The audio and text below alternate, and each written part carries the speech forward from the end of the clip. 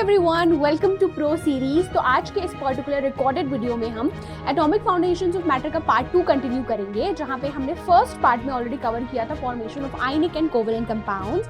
आज हम डिस्कशन करेंगे properties of ionic and covalent compounds, naming, chemical formula and calculation of molecular mass and formula unit mass. So make sure करो कि ये session को till the end जरूर देखो। न्यू हो चैनल पे तो प्लीज सब्सक्राइब कर दो। पर जो है वो 1 और 2 शो करता है ना, तो इसका भी मैं आपको एग्जांपल दूंगी कि जब आप केमिकल फॉर्मूला बना रहे हो या फिर इस केमिकल फॉर्मूला आपने बना लिया, नाम लिखना है तो लोअर वैलेंसी है तो अस, OUS से एंड होता है। सबसे पहले स्टार्ट करते हैं विद नेमिंग ऑफ कंपाउंड्स। पहले हम डिस्कशन करेंगे about the naming of covalent compounds. ठीक है, now this whatever I am teaching is in accordance with the new NCERT exploration। तो अगर आप आयनिक कंपाउंड्स की नेमिंग करते हो, CO is named as carbon monoxide not monoxide. So basically इसका क्या रूल है, अगर हम कोवेलेंट कंपाउंड की नेमिंग करते हैं, a prefix system is used to indicate the number of atoms of each element in the molecule. So basically यहाँ पे प्रीफिक्स यानी कि एक वर्ड जो है वो पहले लिखा जाता है वो बताने के लिए कि कितने नंबर ऑफ एटम्स है इस पर्टिकुलर मॉलिक्यूल ऑफ कंपाउंड में, while we are naming covalent compound. ठीक है, first element retains its regular name, जो पहला एलिमेंट है उसका नाम वैसा ही रहता है। सेकेंड एलिमेंट जो है वो चेंज होके आइड होता है, IDE। ठीक है, तो प्रीफिक्स जैसे कि आप यूज कर सकते हो, मोनो अगर 1 है, डाई 2, ट्राई 3, टेट्रा 4, पेंटा 5, ये इंडिकेट करता है number of atoms. However mono जो है वो यूजुअली ओमिट होता है फॉर फर्स्ट एलिमेंट, पर ये यूज होता है फॉर सेकंड एलिमेंट। तो अगर सेकंड एलिमेंट है तो वहां पे आप मोनो वर्ड यूज करोगे। अगर प्रीफिक्स एंड हो रहा है O या A से और एलिमेंट स्टार्ट हो रहा है विद अ वॉवल, तो आपको लास्ट वॉवल जो है, फॉर एग्जाम्पल मोनोऑक्साइड, पेंटॉक्साइड, ये आपको एग्जाम्पल दिया है, उसको ड्रॉप करना है। अगर प्रीफिक्स जो है वो एंड हो रहा है I से, तो keep it up for pronunciation, for example dioxide, trioxide. तो ये कुछ सेट ऑफ रूल्स हैं। नाउ मैं आपको जब कंपाउंड्स का यहाँ पे एग्जाम्पल दूंगी तो it will be more clear to you. Like for example ये वाला carbon monoxide, right, carbon monoxide not monoxide. ठीक है, सिर्फ एक O होगा। Carbon dioxide, carbon dioxide. No this is carbon disulphide, this is phosphorus trichloride, क्योंकि कितने number of atoms है यहाँ पे, 3 क्लोरीन एटम्स है, तो जो हम प्रीफिक्स यूज कर रहे हैं दैट इज ट्राई। ठीक है, SF6 is hexafluoride, sulphur hexafluoride. N2O4 को हम बोलते हैं die nitrogen tetroxide, not tetroxide. Okay, N2O5 को हम बोलते हैं डाई नाइट्रोजन पेंटॉक्साइड, क्योंकि यहाँ पे 5 ऑक्सीजन एटम्स हैं। जो ओमिट वाला रूल मैंने अभी इसके पहले बताया कि प्रीफिक्स अगर एंड हो रहा है O या A से, राइट, तो उसमें एलिमेंट जो है and the element if starts with a vowel, तो आपको लास्ट वॉवल जो है वो ड्रॉप करना होता है। ये जो रूल्स है उसके हिसाब से it is pretty clear, I hope guys. यहाँ पे मैंने कंपाउंड्स का जो नाम है वो भी आपको आई मीन एग्जाम्पल के थ्रू एक्सप्लेन कर दिया कि भाई इसका पेंटाऑक्साइड नहीं होगा, इट्स पेंटॉक्साइड। ठीक है, now next naming of ionic compound. So basically ionic compounds में एक मेटल पार्ट होता है, एक नॉन मेटल पार्ट होता है।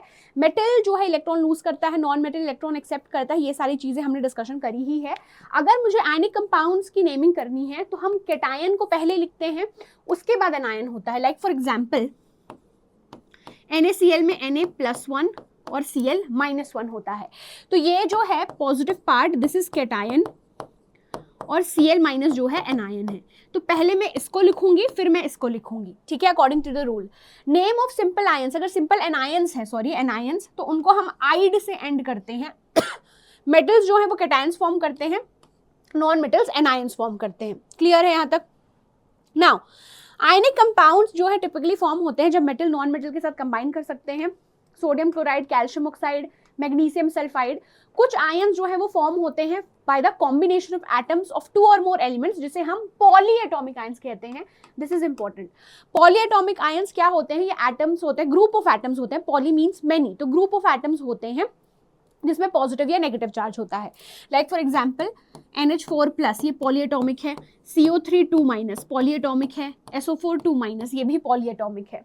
ठीक है, नाउ केमिकल फॉर्मूला हमें लिखना है, तो सबसे पहले हमें क्या करना होगा, आपको सिंबल लिखना होगा of constituent elements of the compound, उनकी वैलेंसी लिखना है, फिर उनको क्रॉस ओवर करना है।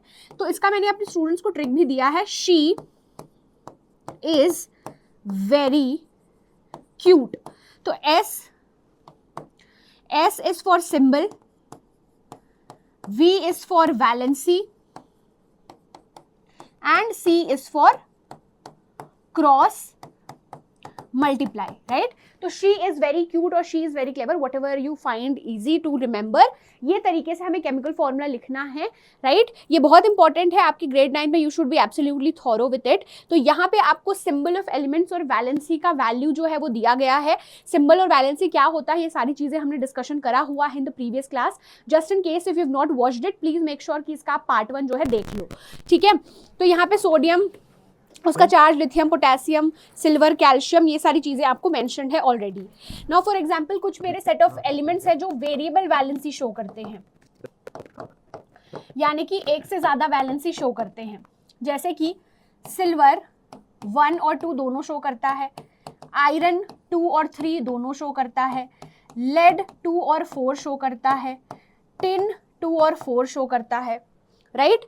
यस, कॉपर जो है वो 1 और 2 शो करता है ना? तो इसका भी मैं आपको एग्जांपल दूंगी कि जब आप केमिकल फॉर्मूला बना रहे हो या फिर इस केमिकल फॉर्मूला आपने बना लिया, नाम लिखना है, तो लोअर वैलेंसी है तो अस, OUS से एंड होता है, लोअर वैलेंसी है तो OUS से एंड होता है, हायर है तो इक से एंड होता है, OUS एंड इक, ठीक है? यहाँ पे एक और जो टेबल है आपका एनसीईआरटी में दिया हुआ है, दिस इज योर एनायंस का list, hydroxide, nitrate, hydrogen carbonate, carbonate, sulphate, ammonium. एक और है आपका, वो भी मैं लिख देती हूँ, SO3 -, this is sulphide, S2 - sulphide, ठीक है? देन यहाँ पे आई थिंक नाइट्रेट दिया हुआ है, NO2 -, इसे हम बोलते हैं नाइट्राइट, ठीक है? N3 - this is nitride, right? तो ये बेसिकली आपका क्या है, लिस्ट ऑफ एनायंस है। अब सबसे पहले आपको क्या करना है, while you are writing down the chemical formula, जैसे कि मैंने मेंशन किया है आपको already, you have to first write down the symbol, valency and then you cross multiply. तो सिंबल, जैसे कि मुझे सोडियम क्लोराइड का फॉर्मूला लिखना है, तो NaCl, इसकी वैलेंसी 1, इसकी valency 1, and then you cross multiply. इसको 1 से मल्टीप्लाई करोगे तो ये Na1 है ना, Cl को 1 से मल्टीप्लाई करोगे तो Cl1, राइट? अब इसको हमेशा सिंप्लीफाइड फॉर्म में लिखना है, तो Na1Cl1 की जगह वी कैन राइट NaCl। तो ये मेरा फॉर्मूला है किसका, सोडियम क्लोराइड का, NaCl। लाइक फॉर एग्जांपल एक और क्वेश्चन मैं आपको दूं कि मैग्नीशियम हाइड्रोक्साइड, इसका मुझे फॉर्मूला लिखना है, ठीक है? मैग्नीशियम हाइड्रोक्साइड का सबसे पहले क्या लिखोगे, Mg, हाइड्रोक्साइड इज OH, इसकी वैलेंसी 2, इसकी 1, फिर आप क्रॉस मल्टीप्लाई करोगे। अब ये जो OH है ये पॉलीएटॉमिक आयन है, तो जब भी आपके पास पॉलीएटॉमिक आयन मौजूद हो, अगर वो किसी नंबर से मल्टीप्लाई हो रहा है विच इज ग्रेटर देन 1, चाहे कि 2, 3, 4, पहले ब्रैकेट लगाओगे और नंबर फिर सबस्क्रिप्ट में लिखोगे। तो Mg को 1 से मल्टीप्लाई करो, Mg, ठीक है? OH को 2 से मल्टीप्लाई करोगे तो पहले आप एक ब्रैकेट लगाओगे, नीचे आएगा आपका नंबर सबस्क्रिप्ट में। तो ये आपका फॉर्मूला किसका हो गया, मैग्नीशियम हाइड्रोक्साइड का, ठीक है? और एग्जांपल मैं आपको देती हूं, जैसे कि कैल्शियम फॉस्फेट, ठीक है? कैल्शियम फॉस्फेट, Ca, फॉस्फेट है PO4, इसकी वैलेंसी 2 होती है, इसकी 3, क्रॉस मल्टीप्लाई करोगे, इसको 3 से मल्टीप्लाई करोगे तो क्या आएगा, Ca3। ये पॉलीएटॉमिक आयन है, PO4 bracket and then you put a number 2 here. तो ये आपका किसका फॉर्मूला हो गया, कैल्शियम फॉस्फेट का, ठीक है? और यहाँ पे भी मैं लिख देती हूँ, phosphite is PO3 3 - phosphide, that is P3-, right? तो ये आपको लिस्ट ऑफ आयंस, उनका चार्ज, ये सारी चीजें आपको जो है वो पता होनी चाहिए। ऑक्साइड, सल्फाइड, यहाँ पे आपको पूरी चीजें जो है वो दी गई हैं। वैलेंसी कभी भी चार्ज नहीं होता है, valency is the combining capacity of an element, ठीक है? क्लियर हो गया यहाँ तक? चलिए आगे बढ़ते हैं। अब एक और मैं आपको क्वेश्चन इसमें करा देती हूँ, जैसे कि मेरे को फेरस सल्फेट का फॉर्मूला लिखना है। तो यहाँ पे देखो, सल्फेट से तो पता चल गया कि एनायन जो है वो SO4 है यहाँ पे। अब यहाँ पे OUS है, राइट? तो ये एलिमेंट जो है 2 वैलेंसी शो करता है, 2 and 3, 2 and 3 दोनों शो करता है। तो जो लोअर वैल्यू है उस केस में ये एंड होता है अस से, OUS, मतलब कि मुझे Fe2 वाला लेना है, तो Fe2 वाला मैंने ले लिया, sulphate 2, then you cross multiply, तो क्या होगा Fe2SO4 होल ट्वाइस। 2 जो है वो आप कॉमन ले लो अब, है ना, हमेशा सिंप्लीफाइड फॉर्म में लिखना है, तो इसका फॉर्मूला क्या हो गया FeSO4।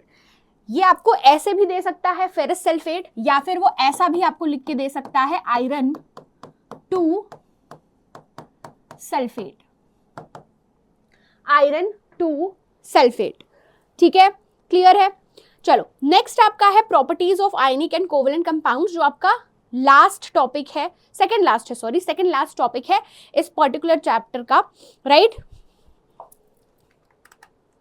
सो यहाँ पे बेसिकली अगर मैं बात करूं प्रॉपर्टीज ऑफ आयनिक कंपाउंड्स में, तो ये सॉल्युबल होते हैं इन वाटर, ठीक है, they are soluble in water. Electrical conductivity in the water ये शो करते हैं, यहाँ पर आप कह लो एक्वस सोल्यूशन में इनकी इलेक्ट्रिकल कंडक्टिविटी जो है वो बहुत अच्छे से दिखाई देती है। सो बेसिकली क्या होता है, जो आपके आयनिक कंपाउंड्स होते हैं वो हार्ड सॉलिड्स होते हैं, तो सॉलिड स्टेट में फ्री आयंस अवेलेबल नहीं होते, है ना। इलेक्ट्रिसिटी कंडक्शन के लिए मेरे पास मूवमेंट ऑफ आयंस या फ्री आयंस जो है होना जरूरी है, राइट। तो ये इलेक्ट्रिसिटी कंडक्ट करते हैं in the aqueous solution. Ionic compounds electricity conduct नहीं करते हैं सॉलिड स्टेट में, क्योंकि उनके आयंस जो हैं वो फिक्स्ड पोजीशंस में रहते हैं बाय स्ट्रॉन्ग फोर्सेस, ठीक है। अगर इनको इलेक्ट्रिसिटी कंडक्ट करवानी है, राइट, तो इनके पास फ्री आयंस अवेलेबल हैं, जो कि आपका मोल्टन स्टेट या फिर एक्वस सॉल्यूशन में होना जरूरी है। ऑल्सो इनकी हाई मेल्टिंग पॉइंट और बॉइलिंग पॉइंट होती है, ठीक है। ये इलेक्ट्रिसिटी कंडक्शन का ये आपका एनसीईआरटी में भी दिया हुआ है, राइट। सो यहाँ पे मोल्टन स्टेट ले लो या फिर एक्वस स्टेट, ये दोनों के केस में कंडक्शन ऑफ इलेक्ट्रिसिटी जो है वो पॉसिबल है। लाइक फॉर एग्जांपल आपने एक सोल्यूशन लिया है, you have connected it to a battery, aqueous solution लिया है NaCl का, राइट। तो उस पर्टिकुलर केस में जो है यहाँ पे बैटरी ग्लो करने लगती है, because there is conduction of electricity because of the presence of free ions, right, free ions मौजूद है। लेकिन अगर ये सॉलिड स्टेट में होता तो इलेक्ट्रिसिटी नहीं कंडक्ट करता। ऑल्सो आयनिक कंपाउंड्स के केस में high melting point, boiling point होता है, high melting point and boiling point. क्यों? क्योंकि इन दोनों के बीच में जो NaCl है, Na+ और Cl-, इसमें strong electrostatic force of attraction होता है, तो आपको लार्ज अमाउंट ऑफ एनर्जी देनी पड़ती है in order to break the bond. That is why they have high melting point and boiling point, ठीक है, क्लियर है। चलिए नेक्स्ट हम जो डिस्कशन करेंगे that is properties of covalent compounds. तो कोवेलेंट कंपाउंड्स ऐसे कंपाउंड्स होते हैं जो कि बेसिकली बनते हैं बाय इक्वल, यानी कि म्यूचुअल शेयरिंग ऑफ इलेक्ट्रॉन्स, ठीक है। कोवेलेंट कंपाउंड्स का जनरली लो मेल्टिंग पॉइंट और बॉइलिंग पॉइंट होता है, क्योंकि इनके बीच में जो फोर्सेज है वो वीक होता है। जैसे कि कार्बन डाइऑक्साइड जो है एज अ गैस एग्जिस्ट करता है रूम टेम्परेचर। पुअर कंडक्टर्स होते हैं of electricity, they do not conduct electricity in solid, liquid या फिर एक्वस स्टेट में। हालांकि अगर पोलर कोवेलेंट बॉन्ड है about which you will study in higher grades, उस पर्टिकुलर केस में इलेक्ट्रिसिटी कंडक्ट कर सकते हैं। Usually exist as gases, liquids या फिर सॉफ्ट सॉलिड्स, और ये सॉल्युबल नहीं होते इन वाटर। नेक्स्ट है आपका molecular mass versus formula unit मास। तो मॉलिक्यूलर मास क्या होता है, बेसिकली जब हम किसी पर्टिकुलर मॉलिक्यूल का मास कैलकुलेट कर रहे हैं, अब उसमें जितने भी एटम्स हैं, लाइक फॉर एग्जांपल H2O, तो इसके 2 hydrogen atom plus oxygen atom, तो 2 × 1U प्लस 16U, तो ये मुझे देगा 18U, ये इसका मॉलिक्यूलर मास हो गया। 2 एटम्स ऑफ हाइड्रोजन थे और हर एक हाइड्रोजन एटम का obviously mass 1U plus 16U, that will give me 18U, तो ये मॉलिक्यूलर मास है। फॉर्मूला यूनिट मास भी आप सेम तरीके से कैलकुलेट करते हो, बस ये डिफरेंस आता है कि फॉर्मूला यूनिट मास हम आयनिक कंपाउंड्स के लिए टर्म यूज करते हैं। मैं सेम ही तरीके से कैलकुलेट करूंगी। 2 एटम्स है सोडियम के, तो 23 × 2 plus 16 × 1, that will give me 62U, तो ये फॉर्मूला यूनिट मास हुआ। सेम ही तरीके से मैं कैलकुलेट कर रही हूँ, लेकिन फॉर्मूला यूनिट मास जो टर्म है वो मैं किसके लिए यूज करूंगी, आयनिक कंपाउंड्स के लिए, क्योंकि उसमें आपका प्रॉपर 3D स्ट्रक्चर होता है, and that's why this term is specific to your ionic compound, formula unit mass, क्योंकि इसमें जो डिस्क्रीट पार्टिकल्स हैं वो आयंस होते हैं, ठीक है। सो ये रहा बेटा आपका पूरा second part of your atomic foundations of matter, है ना। मैं सोच रही हूँ कि NCERT का एक्सरसाइज जो है उसका भी आपको रिकॉर्डिंग दे दूँ, पार्ट 1 पार्ट 2 करके, सोल्यूशन वाला पार्ट। So that is it for today's session. We will start with the 4th chapter very soon. Make sure that you comment if you want anything else in from new NCERT in the recording part also. Thank you so much. I'll see you very, very soon. Bye bye. Happy learning.